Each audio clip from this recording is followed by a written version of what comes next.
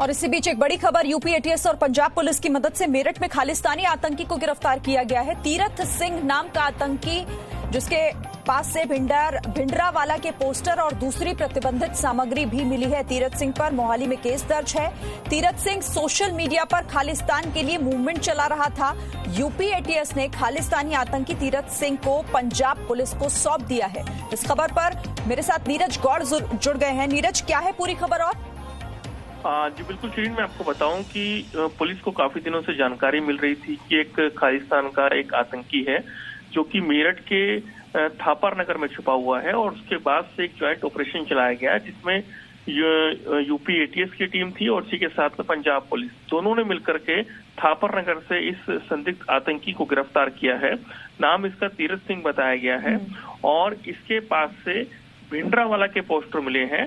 और ये जो शख्स है ये सोशल मीडिया पर खालिस्तान का मूवमेंट से ये जुड़ा हुआ था, और उसके बाद से ही जैसे ही जानकारी मिली तो उसको वहां से गिरफ्तार किया गया और इसकी तलाश काफी दिनों से चल रही थी और तमाम जो उसके फोन है वो सर्विलांस पे लगा रखे थे, और उसके आधार पर जैसी जानकारी मिली कि थापर नगर में है तो वहां से इसको गिरफ्तार किया गया। बड़ी कामयाबी है पुलिस की तरफ से। और इसी के साथ इस पर जो आरोप है और उपा एक्ट फिलहाल इस पर भी लगाया गया है और लगातार जो है पूछताछ की जा रही है कि क्या मकसद था, आगे का इसका क्या प्लान था, जिसको लेकर के जो पुलिस है वो उससे पूछताछ कर रही है। जी नीरज जी, किस तरह से कामयाबी मिली? क्योंकि बताया जा रहा है कि इसके पास से प्रतिबंधित सामान भी मिला है। मूवमेंट लगातार सोशल मीडिया के माध्यम से ये चला रहा था, लोगों को भड़काने की और शामिल करने की कोशिश लगातार इसकी तरफ से हो रही थी। जी बिल्कुल, मैं आपको बताऊं कि पुलिस की ये रडार पर काफी दिनों से चल रहा था, और उसके बाद में जो यूपी एटीएस की टीम है और उसी के साथ जो पंजाब पुलिस की टीम है, दोनों ने मिलकर के संयुक्त अभियान चलाया। और उसके बाद से जो थाना जो कि सदर बाजार है वहां से इस शख्स को गिरफ्तार किया है।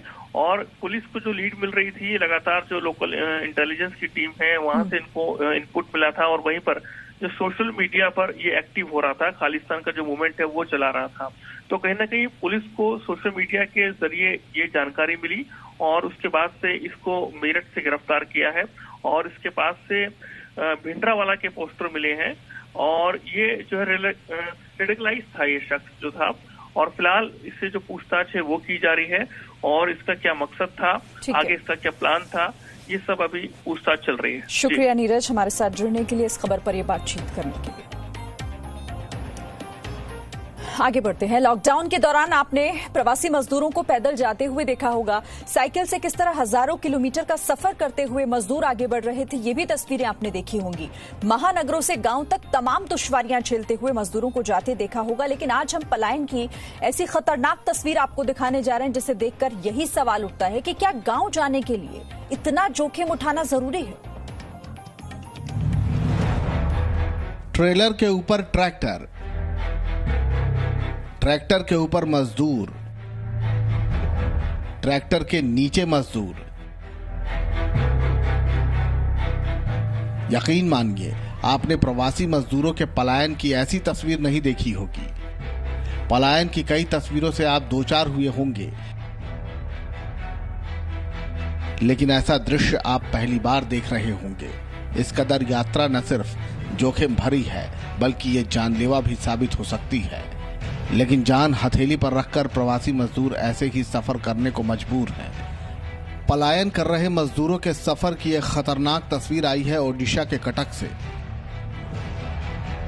ट्रैक्टर लदा ये ट्रेलर बेंगलुरु से चला था और झारखंड जा रहा था, और इसी ट्रेलर में जैसे तैसे लदे हुए थे मजदूर। कहां से आ रहे हो? बेंगलोर से। कहां जाएगा? ट्रैक्टर लोड होने के बाद जिस ट्रेलर में ठीक से खड़े होने तक की जगह नहीं बची है, उसमें करीब 200 मजदूर सवार हो गए। कुछ मजदूर बिहार के हैं तो कुछ झारखंड के। देखिए कैसे ट्रेलर पर लदे ट्रैक्टर के ऊपर इतने सारे मजदूर बैठे हुए हैं। सीट पर सब बैठ नहीं सकते, इसलिए कुछ तो बोनट पर बैठ गए, कुछ मडगार्ड पर ही जम गए। ये तो कुछ भी नहीं, अब जरा गौर से इस तस्वीर को देखिए कि कैसे ट्रैक्टर के नीचे जैसे तैसे सिमट कर सिकुड़ कर ये प्रवासी मजदूर सोए हुए हैं। ट्रैक्टर के दोनों पहियों के बीच 2-2, 3-3 मजदूर लेटे पड़े हैं। कितना आदमी हो इसमें? 200 आदमी होगा।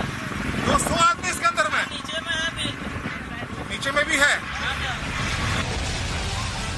ये ट्रेलर जब चलता है और जोर के हिचकोले खाता है तो मजदूर हिल जाते हैं और उनकी जान हलक में अटक जाती है। सबसे ज्यादा दिक्कत स्पीड ब्रेकर आने पर होती है और मजदूर उछल तक जाते हैं।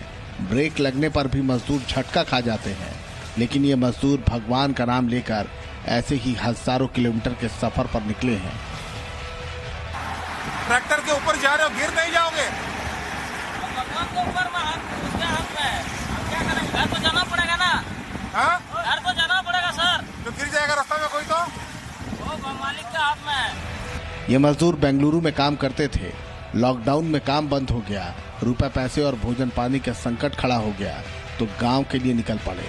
सरकार ने श्रमिक ट्रेनें चलाई हैं, लेकिन उसमें अपनी बारी का इंतजार किए बगैर निकल पड़े। रास्ते में ट्रैक्टर लदा ट्रेलर दिखा तो ड्राइवर से गुजारिश करके एक खतरनाक सफर पर रवाना हो गए। ऐसे समय में जब प्रवासी मजदूरों की गाड़ियां हादसे का लगातार शिकार हो रही हैं, इस कदर का जोखिम उठाकर सफर करना क्या जरूरी है? ब्यूरो रिपोर्ट, जी मीडिया। हम रुक रहे हैं एक छोटे से ब्रेक के लिए, लौटेंगे फौरन। No signal, no worry. Presenting Z News app with live TV, latest updates and expert opinion. Available on Google Play and App Store. Download it now.